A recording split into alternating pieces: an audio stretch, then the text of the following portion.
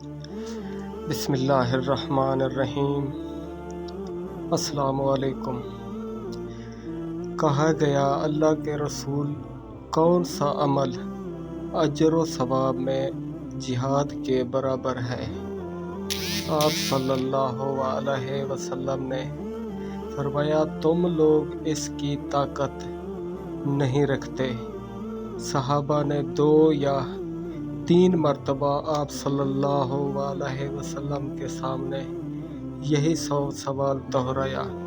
آپ ہر مرتبہ کہتے تم لوگ اس کی طاقت نہیں رکھتے۔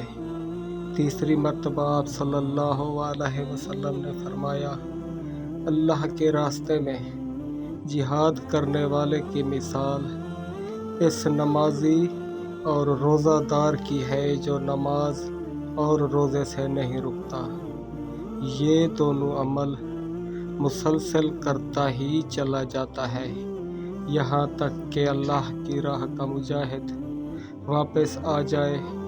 امام ترمذی کہتے ہیں یہ حدیث حسن صحیح ہے۔ یہ حدیث کئی سندوں سے ابو ہریرہ رضی اللہ تعالی عنہ کے واسطے سے مرفوع طریقے سے آئی ہے۔ اس باب میں شفاع عبداللہ بن حبشی، ابو موسیٰ، ابو سعید، امام مالک، بہزیہ اور انس رضی اللہ عنہم سے بھی حدیث آئی ہے۔ حدیث سنن ترمذی 1619۔ اس کے علاوہ ایک اور حدیث میں آپ صلی اللہ علیہ وسلم کا فرمان عالی شان ہے۔